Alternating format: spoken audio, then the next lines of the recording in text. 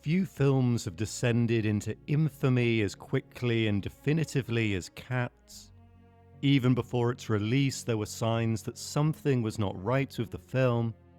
The first trailer was met with an overwhelmingly negative reaction, with many commenting that the mixture of CGI and live action created an unsettling, uncanny valley effect. If reports are to be believed, a hurried redesign was undertaken, with VFX staff working 80 to 90-hour weeks to complete the film before its release. Director Tom Hooper commented at the film's premiere that the film had only been completed mere hours before. When the reviews were released, they were merciless, with Peter de Bruges of Variety describing the film as a once-in-a-blue-moon embarrassment.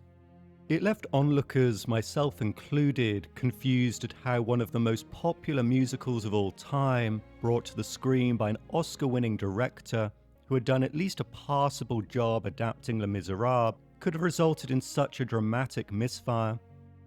I avoided Cats upon release, and up until now have failed to muster the courage to see it. I have, however, had a morbid curiosity towards the film.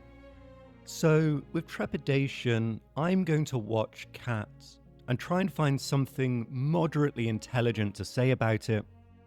Any half-decent critic can sound intelligent when discussing Andrei Tarkovsky or Abbas Kiarostami.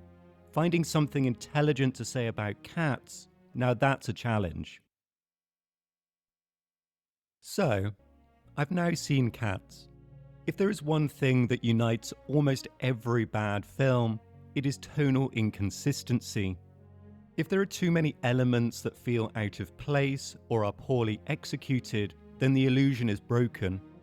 It results in a lack of immersion, an undermining of emotional stakes, and a lack of clarity in where the film is heading. Cats is a mess. It's a bizarre mix of the good, the bad, and the downright perplexing. Cats does have the odd redeeming moment, but they're swamped by an array of questionable artistic decisions. While in retrospect it was always unlikely that Cats was going to be a classic movie musical, it didn't have to be a disaster.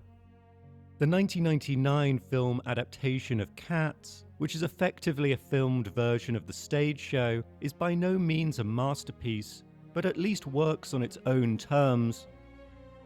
Cats may not be West Side Story, where the quality of the songs is so good that it is basically impossible to mess them up, but there is at least something to work with here. I'm not the biggest fan of Andrew Lloyd Webber, but he has written some of the most popular musicals of all time and does know how to write a show tune. Even this version of Cats has a few good songs, and if I'm honest, this was enough for me to enjoy certain sections of the film. Memory is one of the great musical theatre showstoppers, and Jennifer Hudson has the vocal ability to give it justice. I challenge anyone to not, at the very least, enjoy this part of the film.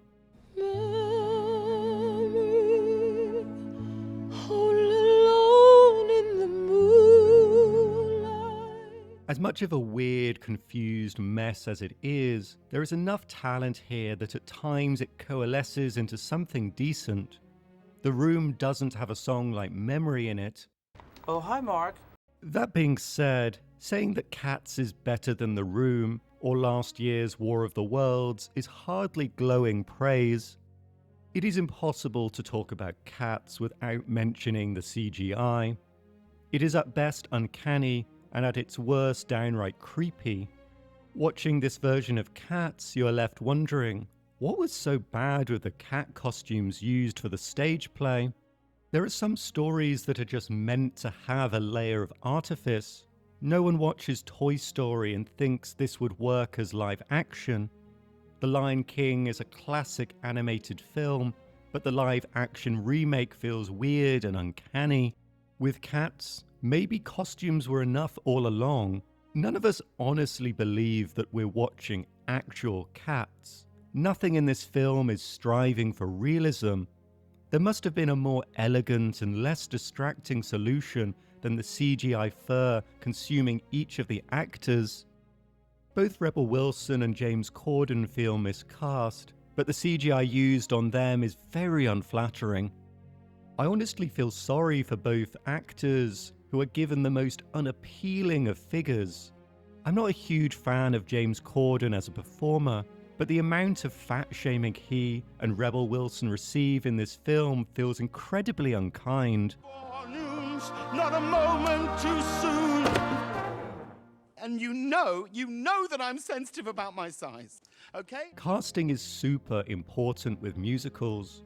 When you're asking your performers to act, dance, and sing, there is very little room to hide. What I don't understand is how Tom Hooper could have directed Russell Crowe in Les Miserables and forgotten about this. 5 years for what you did! Idris Elba is an excellent actor, but he is no singer and feels very out of place in a musical. Jason Derulo and Taylor Swift are talented pop stars, but are not actors. Watching Derulo attempt a Cockney accent is an odd sight. Ultimately, Tom Hooper does not understand what made the stage version of Cats work. Even Cats devotees will admit that it is a strange musical that goes against what usually makes a story work. This isn't a story defined by plot or character, but instead by its choreography, by the movement of the performers on stage and their ability to sing while doing it. If there is one aspect of Cats that is worse than the CGI, it is the dance choreography. I have defended certain aspects of this film, but the dance sequences are dire. The choreography is lackluster, with the cluttered camera work and obstructed shots making it even harder to appreciate. Hooper is a very beige director. His style might work for something like The King's Speech, which is a middle-of-the-road period drama, but is an odd fit for something as strange as Cats.